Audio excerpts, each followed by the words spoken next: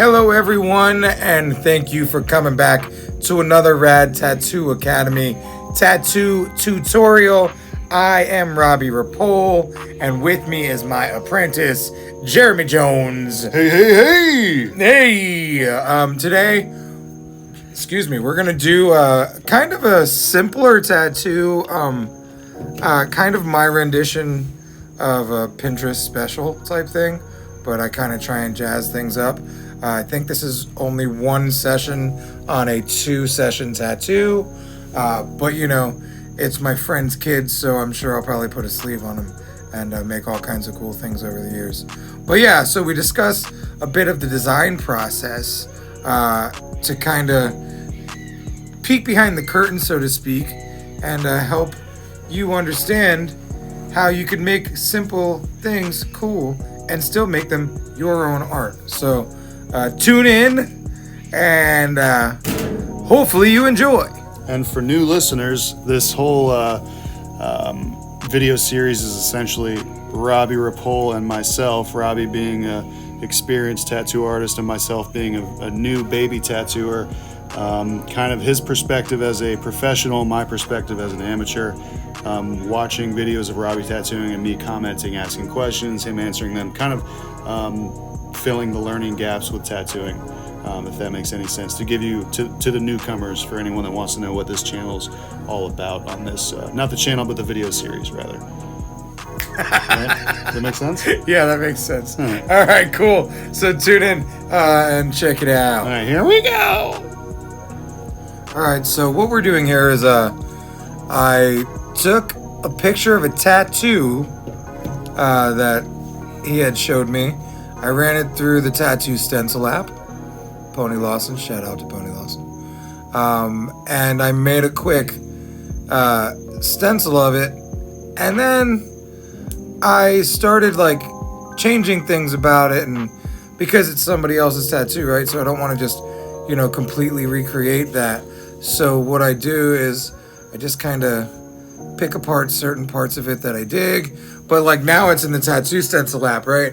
So it looks nothing like the original tattoo, and you're just kind of, you know, using it as a reference guide to make something cool. And this is in Procreate. Yes, this is in Procreate. Which is Procreate on Android, or is it just Apple? I'm not sure. This is an Apple. This is an iPad. So yeah, I mean, it's on Apple for sure. We don't know about. I don't think it's on Android, to be honest. I don't think it is either. No. So something to look into. And so like I'm throwing the banner through it, and like I'm dicking around, and I'm kind of like figuring out how I'm gonna put it together. I forgot that we put a banner through this. So that's another thing, you know. Like I like taking things that I take a bit of this art from over here. Like let's say you're doing a statue, you know, like. You take a picture of that statue and you turn it into a tattoo. And that's kind of what this is like, taking another image and then working off the essence of it and turning it into your tattoo. So I dicked around with the banner a bunch, and then, you know, finally figured out where I liked it and so on and so forth. And like more often than not, because just for everyone listening, I've been tattooing for like a month and a half now. So I'm super new. I'm still an apprentice. Very green apprentice. And I've noticed that more often than not, a lot of tattoo artists will, you know, if there's a walk-in or if there's even an appointment, like last minute thing, more often than not, you're finding something online, changing it a little bit, and then running with it. You're not just drawing a whole design. Some people do, but a lot of the time it's this. Right. And this is like, when it comes to Procreate, it's really changed the game. Like a lot of artists are using stamps, and stamps, you know, the stamps are just the images that, you know, a stock image, so to speak. So it's kind of cool, and like I like to do whatever the specific tattoo calls for. Sometimes I feel like drawing it up freehand. Sometimes I dick around with it on Procreate. Sometimes I'll completely take an image and recreate that in my own artistic vision.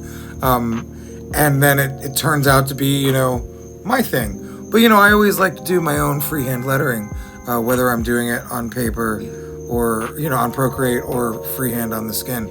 But, like, I always like to draw that lettering up. But then again, wait, did I draw that one up? Because I was there. Huh, interesting. You drew most of it up. I think you got they wanted like some Old Englishy or like some, So we changed it up as it goes too. So that's another thing. There we go. I'm just contradicting myself here. That's real cool. Oh, so yeah, I used. You drew up most of it. I did. But you started like the initial lettering.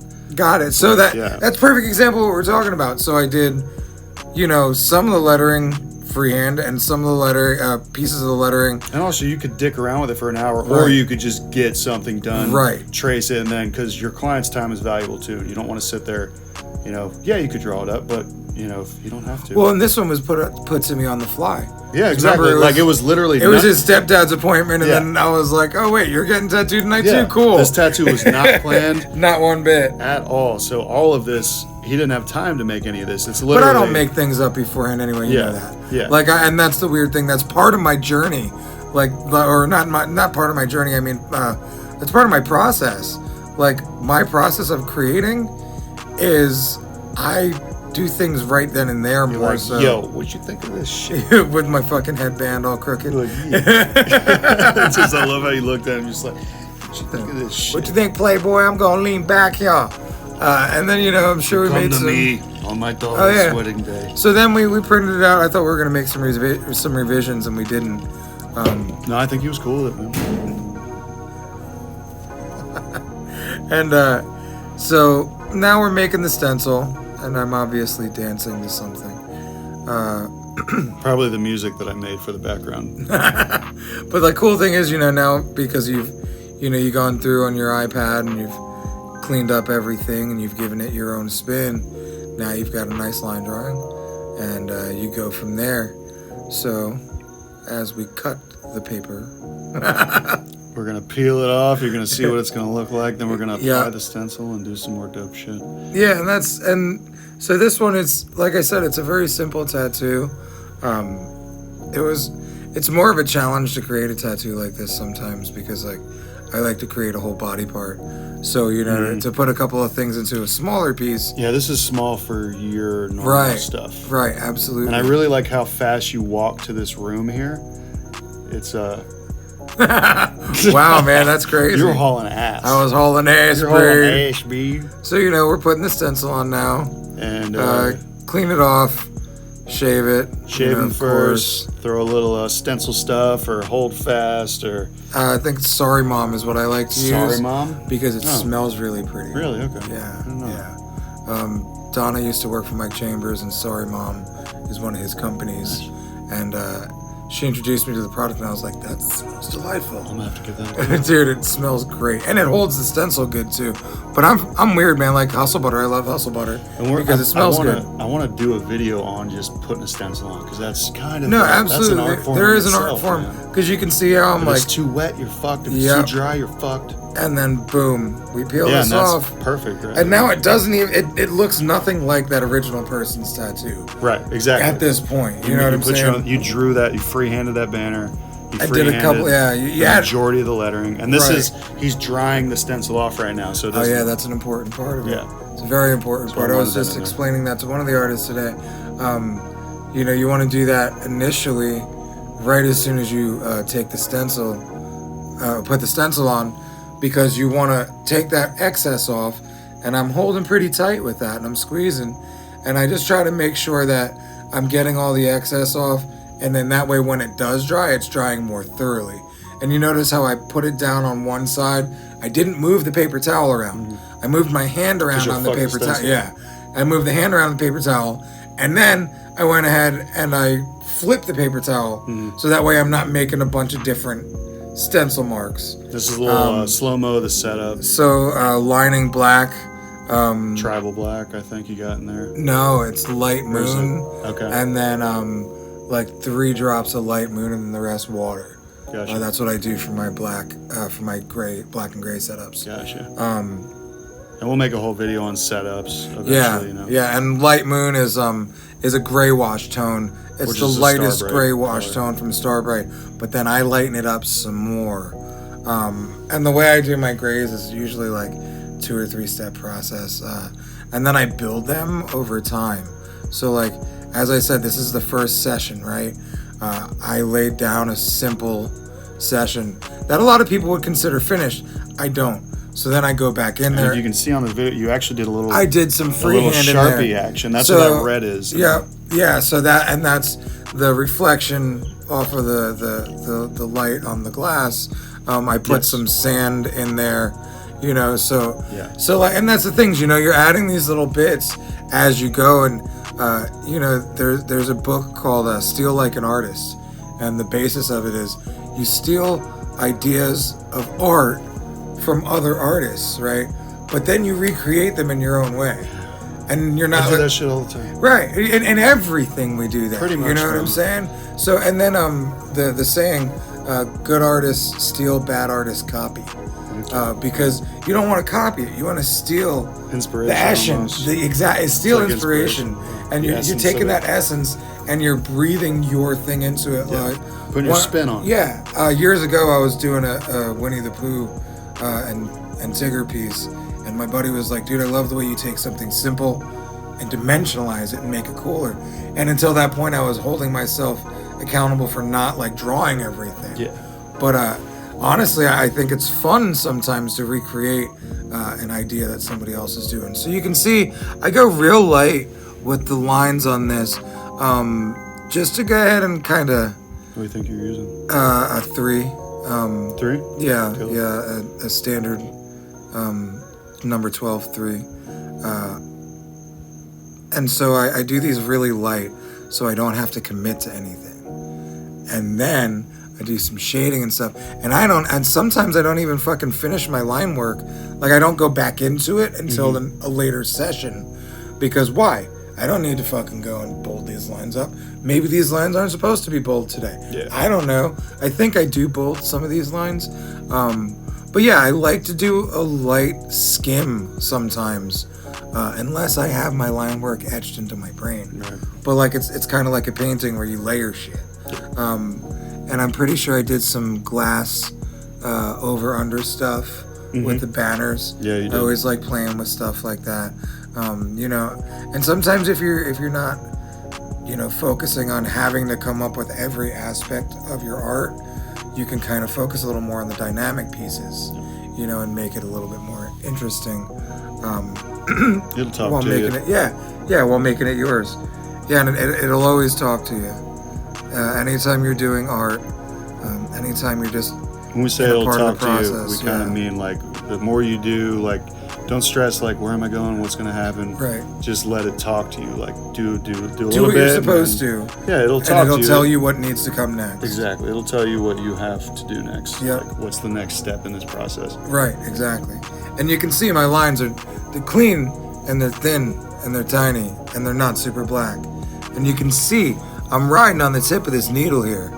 And I'm so glad that Jeremy got the angles he did, because I'm really riding on the tip of the needle just to get an essence of what these lines are going to look like, and that way I can build off them later. Yeah, and you're going at a pretty decent speed, and yeah, and you run your machine at 10.5. 10.5, yeah. At 10.5, for anyone wondering, the machine speed, it's at 10.5. And I always use on my Axis Valhalla a 4.2 stroke. It's got, that machine has an adjustable stroke, but I never adjust the stroke. I just leave it at 4.2. And I hope everyone here knows what stroke is, but hey, we're helping people learn. And stroke is the distance that the needle travels from out to in. And this is 4.2 millimeters. And the further your stroke hangs out, the more aggressive your tattoo style can be. And for me, I hang my needles out far. I tattoo fast. I tattoo confidently. I try to get it in there first try every time. And then I can go back a little bit. With stuff like this, you can see I'm kind of playing and feathering around a little bit. And I'm using a liner to get like a peppery feel. Yeah, you are using a liner, aren't you? Yeah, which I usually don't shade with a liner, but I'm just like, you can see I'm just like dotting and peppering things around. And that's like the sand. Yeah. And then I'm gonna go back in is later. Is that your 3 still? Yeah, okay. I'm gonna go back in later and do some cooler stuff with the sand and dimensionalize it more. But this starts me out with a good idea, and I don't know what I'm doing. I'm just fucking putting things down there following, letting it talk to me, following what feels right. And as it gets further, you can see like this kind of sandy texture building. And it's so gnarly because like a new tattoo artist like myself, like someone that's apprenticing still, would never think to do this with a 3-round liner. Right, right. Yeah, and like, I mean, I wish I had a grand explanation as to why, other than it's the right needle for the job, right? And you've been doing it so long, you know how to make your tools work for you. Right, and I've used the wrong tools so much that like now I have all the right tools. So and I'm a musician, and I equate a lot of the shit Robbie tells me to. I can make a $50 guitar sound like a $2,000 guitar. Yep. And it's the same shit. There's so many similarities in life. Yeah. I can make a shitty guitar sound great. He could make a freaking 3-round liner, perform like whatever the hell he wants it to, because he knows how to work it. Yeah, because you figure it out, right? Yeah. You're like, and that's the thing. You just figure it out over time. You get all the nuances, all the little tiny tips, and all the little tiny things. And so, like, with this, I'm just building structure of the piece, right? Like, just kind of. Is that your gray wash there? Yeah, just deciding real loosely, deciding where the grays are gonna go. And you can see it's pretty light in certain areas. Very fast hand movement. Just kind of making some kind of sketches on the skin a little bit. Yeah. But like you can see some dimensions starting to form already in certain areas. So that's the cool part, because now you're starting to see your dimension form. So you're like pretty excited to keep moving. You're like, oh man. He starts talking to you more. Yeah, and I didn't fuck this up, so I'm excited. Like, man, what a good job. See the way the band is going. Right. And then the cool thing is the next session I do, I'm gonna sit down and like see all new dimension. Yeah. So like, and time passes and you look at shit differently. Yeah, absolutely. Which is another reason it's good to have more than one session on a tattoo. Absolutely. And I mean, walls typically don't take one coat of paint, so throw a couple coats of paint on your tattoo, it might turn out better. Stronger. And I know we hit on multiple sessions a lot. Yeah. But that's my favorite way to work. And I feel like it takes a lot of the pressure off you too, to make a perfect piece of art the first try. Yeah. Even as an apprentice, I'm like, man, I'm okay with this. I'm still having a little bit of trouble packing color in. So I'm like, this looks cool, but like, I'd really be stoked if I did this again in 2 months from now. Right. No, and that's the cool thing about it, man. You're always growing, and it's an ever-changing thing. And what needle size am I using? I think it's like a smaller one. This might be a 15. Yeah, mag. 15 mag.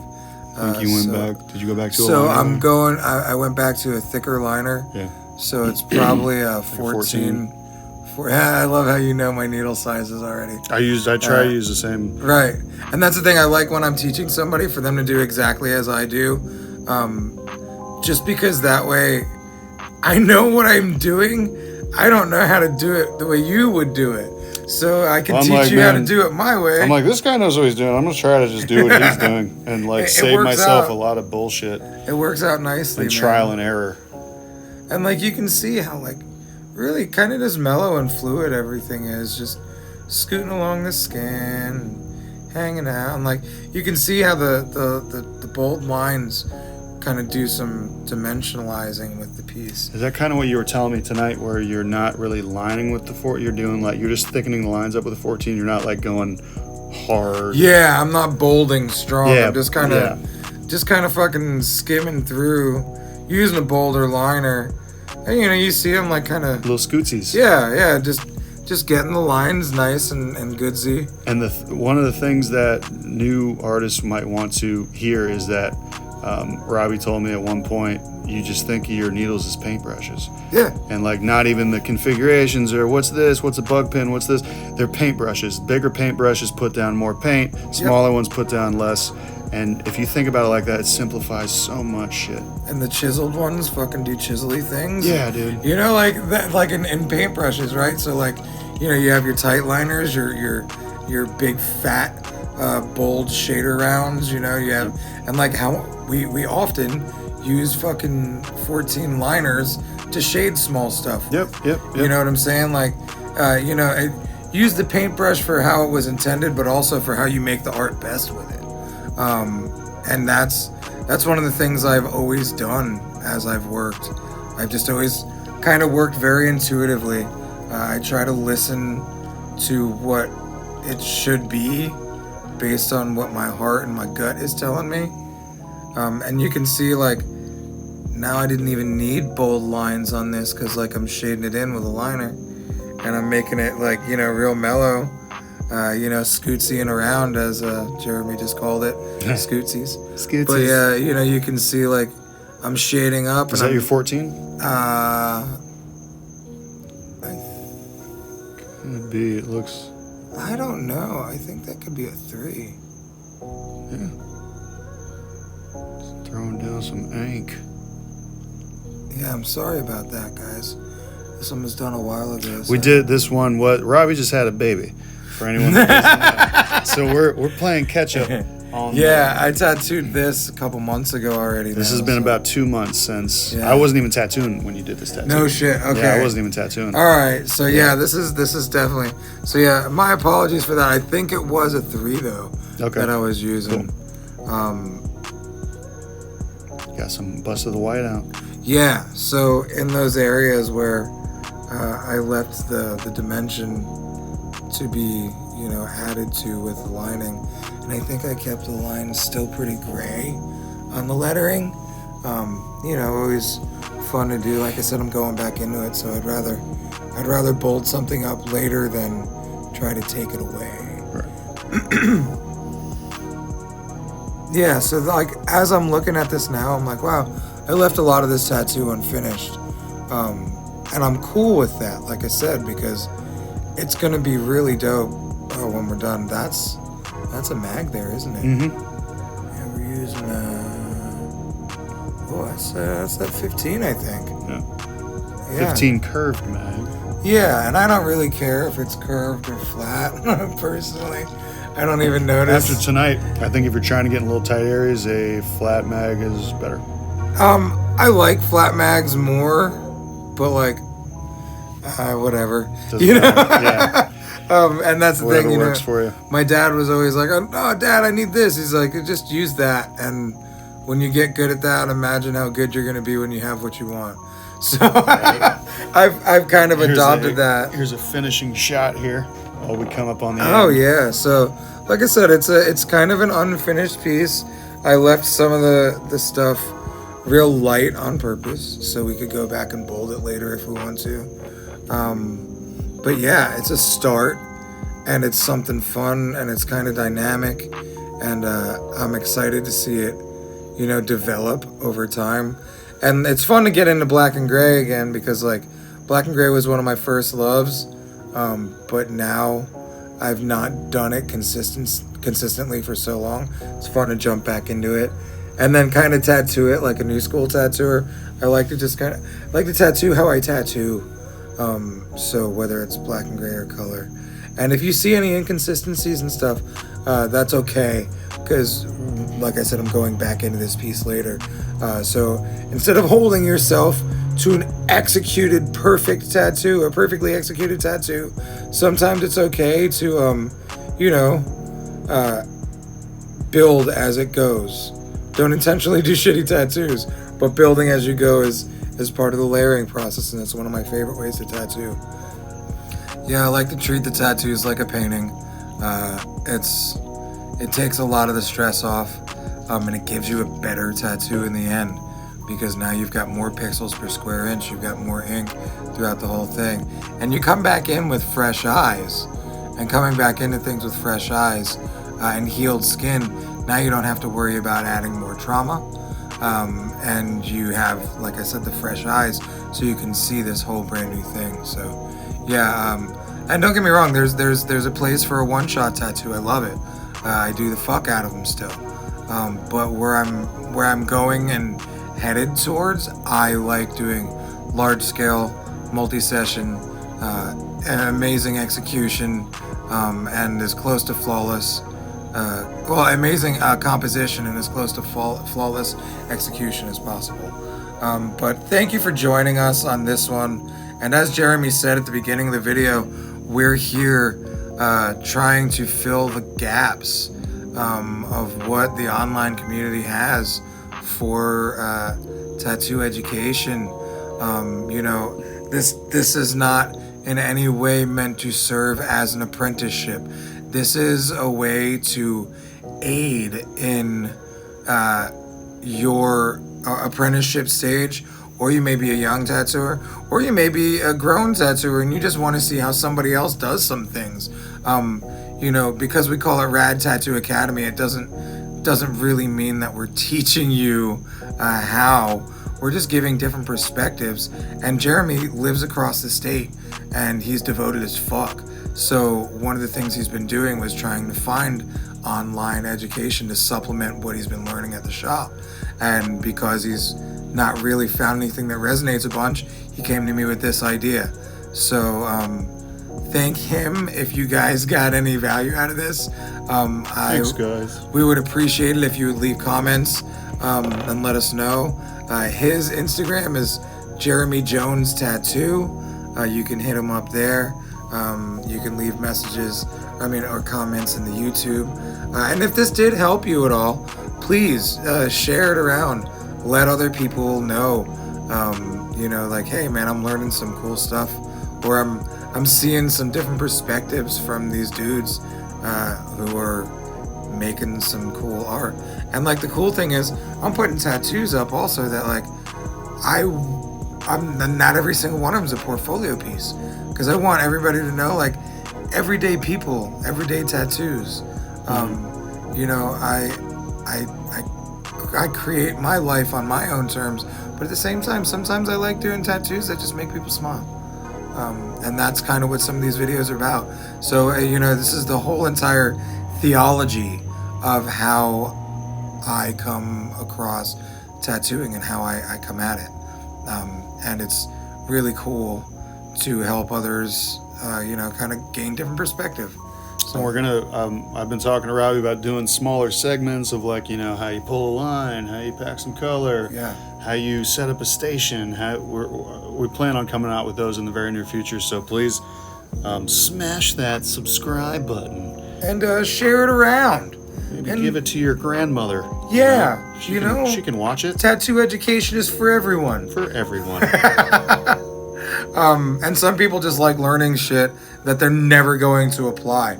So if you're here for that, cool. Hopefully we made you, entertained and gained some new knowledge. But yeah, so thanks for allowing us to help fill some voids. Thanks for allowing us to get it out, because it's fun to help, narrate these things. Yeah, it's just it's just a kind of chaotic podcast, like tutorials, and but there's it's a lot of fun, man. There's a weird art to it, which it's very is cool, also... and no one's doing it with the level of experience that Robbie has. I feel like, as someone that has looked all around the internet for tattoo education stuff that you don't have to pay $5,000 for to some stranger in Europe. There's not a lot of information out there, so that's why this is a thing. And it's cool to pick Robbie's brain, which is why I'm here. I don't know anything, but I'm you. I am you watching this. I'm probably you. You're just getting into tattooing. You're like, what is this? How do you hold? What is? And I'm here to ask the questions that you're probably thinking. So yeah, if you guys have questions that you want to have us answer, we will absolutely reply to every comment that you put in this video. And we'll start making the content that y'all want us to make. So if you want to see some techniques or this or that, or how to pull a line, or how to saturate color, how to compose a new school tattoo, whatever the fuck it is you want to see, if it's in the scope of my knowledge base, I'm gonna share it with y'all. And I'm not against paying some stranger in Europe a lot of money to learn some stuff, if you're actually learning some stuff. A lot of that. And you know what? I think that's great, because I do learn from watching. So if I would have had information like that when I was coming up, I would have probably skipped a lot of the pitfalls, a along the way. So I feel like every level of tattoo education that's out there is great. We're just trying to fill that the holes. That goes back to me copying you, because I don't want to just fuck up until I figure it out. I'm like, oh, he figured it out. Right. I'm just gonna do what he's doing. Yeah, and I want to cut years off of a lot of people's learning curve. I don't want to rob you of your journey, because your journey is going to be filled with enough bullshit. But at the end of the day, if I can help, your journey go somewhere and cut some time out of the pain process, maybe we can learn faster. Maybe we can, learn more comprehensively. So and efficiently. Yeah, efficiently. Efficiency is huge for me. And emotionally speaking, it all comes from inside, because humans create this art. So I feel like this is the longest outro ever. It's fantastic, though. If you're still listening, you're the best. So we're still getting our feelings and figuring this out, but we're gonna start putting more of these together, and we're excited to share it with you. So please help us help you, and once again, hit that subscribe button. And we love all of you. All of you so much. Thank you. Thank you all. Have a great day, afternoon, evening, wherever you are in the world, and share this motherfucker around and help us help yous. See you later, guys. Bye.